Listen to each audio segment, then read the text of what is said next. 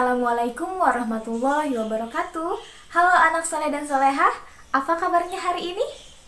Semoga kita semua selalu diberikan kesehatan oleh Allah Subhanahu wa Ta'ala. Nah, sebelum memulai kegiatan pembelajaran pada hari ini, alangkah baiknya kita berdoa dulu untuk kelancaran pada kegiatan pembelajaran hari ini. Kalian berdoa di rumah masing-masing dengan hikmat sesuai dengan agama dan kepercayaan kalian ya. Nah, pada hari ini kita akan belajar mengenai karakteristik keberagaman individu di dalam kehidupan sehari-hari.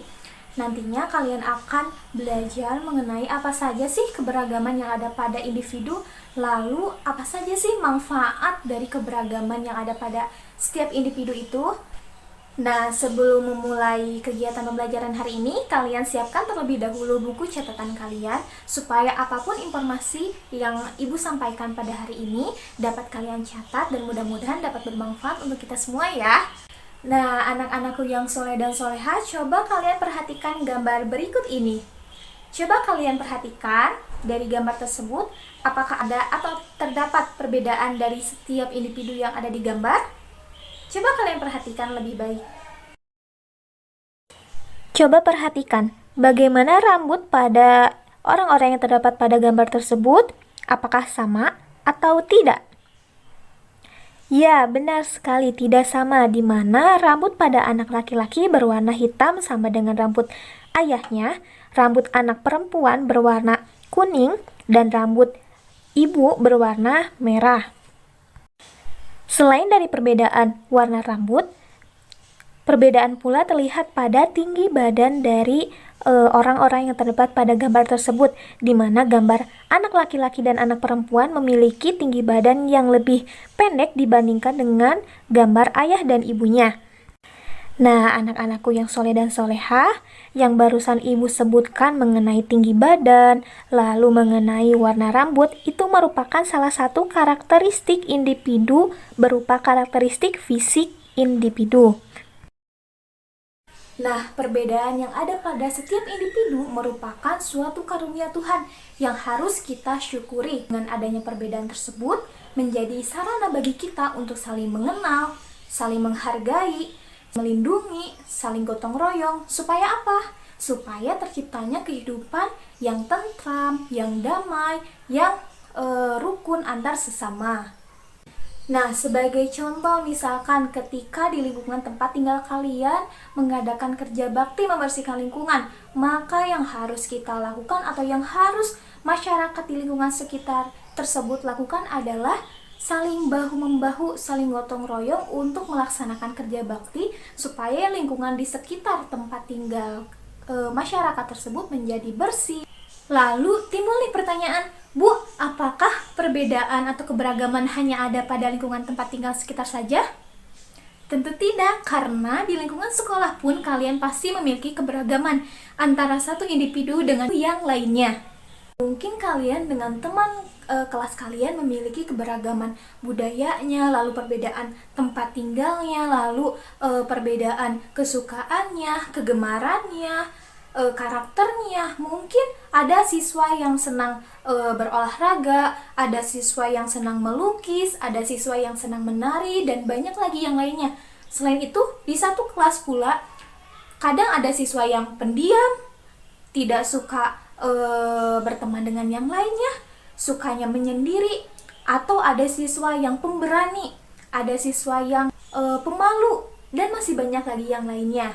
Nah, keragaman tersebut harus kita sikapi secara positif. Lalu pasti kalian bertanya-tanya, Bu, sikap yang positif seperti apa sih yang harus kita tunjukkan di saat adanya keberagaman yang ada di kelas kita? Coba kalian perhatikan berikut ini. Ketika berada dalam suatu lingkungan kelas yang memiliki keberagaman karakteristik individu yang berbeda antara satu siswa dengan siswa yang lainnya, maka sikap yang harus kita tunjukkan yaitu yang pertama adalah dengan adanya keberagaman karakteristik, maka kita bisa saling bertukar informasi, bertukar pikiran, dan saling mengenal lebih jauh mengenai atau antara satu teman dengan teman yang lainnya. Yang kedua, yaitu kita bisa saling toleransi. Yang ketiga, kita bisa saling membantu antara satu teman dengan teman yang lainnya.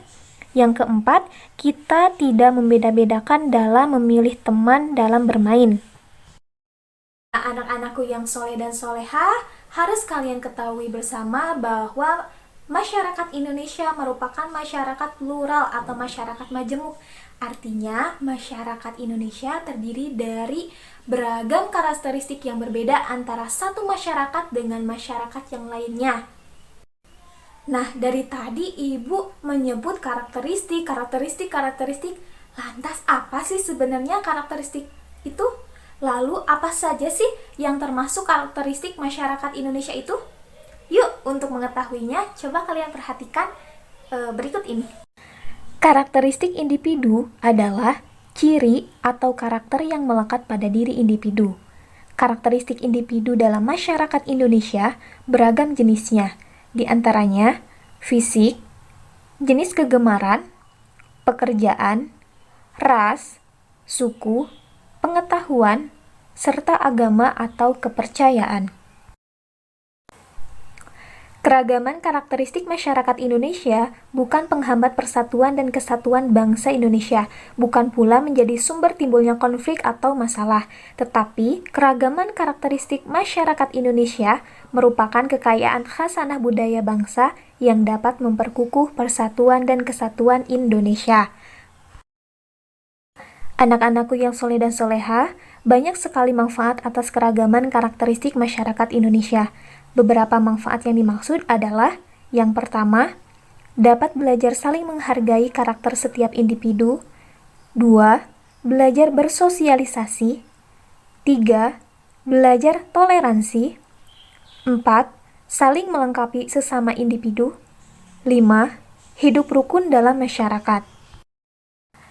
Masih banyak manfaat lain adanya keragaman karakteristik individu dalam masyarakat, terutama dalam kegiatan ekonomi. Contohnya seperti yang pertama, menumbuhkan sikap nasionalisme yaitu rasa cinta kepada tanah air.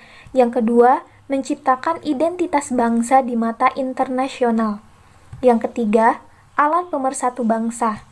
Yang keempat, sebagai ikon pariwisata. Yang kelima, menambah pendapatan nasional. Dan yang keenam, memupuk sikap toleransi.